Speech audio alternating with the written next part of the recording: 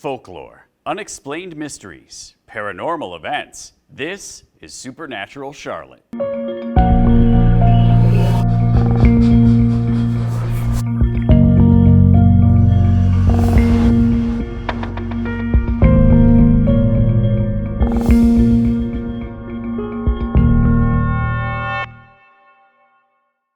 You awake in the night to the sound of someone crying and slamming their body into the wall next to you. But the adjoining apartment is empty. Out of all of the supernatural occurrences in the Queen City, there is none more shrouded in secrecy than the Tryon House Apartments. Formerly known as Guthery House Apartments, when it was built in 1918, the site is home to a deadly, violent fire.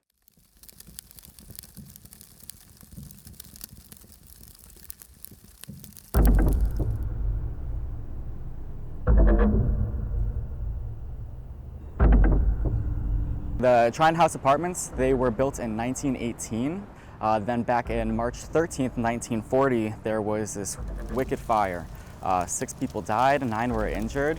It started in the boiler room in the basement, and then it got so hot that it actually melted the gas meters, which caused them to shoot a fireball up the elevator shaft.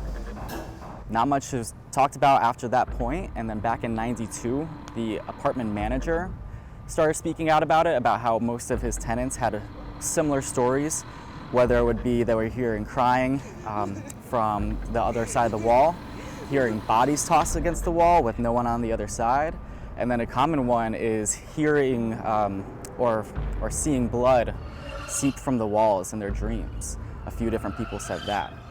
They're not too vocal about it now, but it's a common occurrence for people that live there.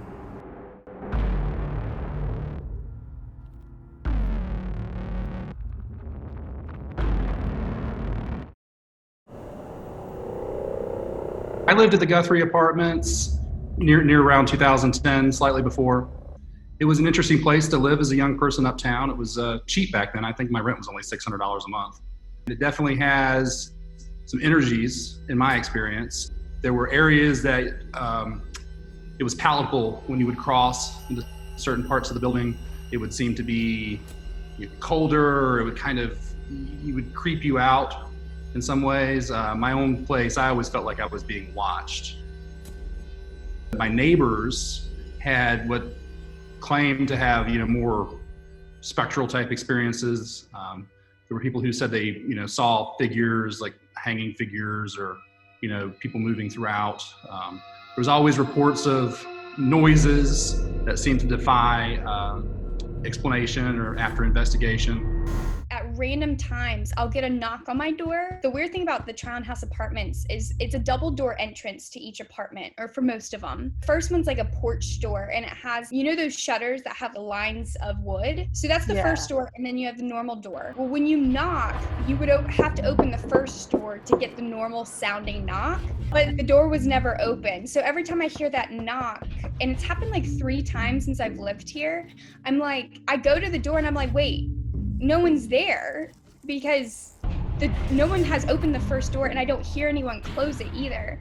One of my neighbors, he lived on the first floor next to his mother. His mother had an apartment, and then Albert had his apartment. But Albert also was kind of a collector, and he liked to collect stuff. Down in the laundry room, people would put jackets they no longer wanted, shoes they no longer wanted. So also down there, people would have paintings. Albert would collect stuff like that, and that was in his apartment. And I was visiting one day, and Albert pointed to some paintings. And he said that those paintings belonged to a woman named Rowena. Rowena was one of the people who died in the fire in 1940, according to Albert. So he had those up on his wall, he's pointing them out to me, and then he tells me the story about it. And the story is that he put up one of those paintings in his bedroom. And then every night for a while, like clockwork, he was sure it was Rowena. Like this figure would come in. He couldn't see it too well. He said it was kind of hazy, like he hadn't put his glasses on. And she would just stand there at the foot of his bed. And Albert got the idea that Rowena was just going there to make sure her stuff was taken care of, that her painting was okay. Well, I definitely felt like the energies in the front half of the building, the side that faces Tryon Street, were much denser and darker. You could feel it palatably when you crossed through where the buildings were connected. in the center. They were definitely stronger and darker in the front half, but they were there in the back half, the side that faces College Street. I've lived in a lot of old buildings, and I've lived in some older towns, and I do think that places pick up energetic imprints. I'm not going to say any more than that. I'm pretty skeptical about some other things, but you just learn to live with it. You just accept that places have a history, and that history was always moving forward, and you're part of that history, and I think that you're going to leave your own energies behind in the place that you live and spend a lot of time in, and it's just natural. The current staff remains tight-lipped when asked about any supernatural energies or hauntings.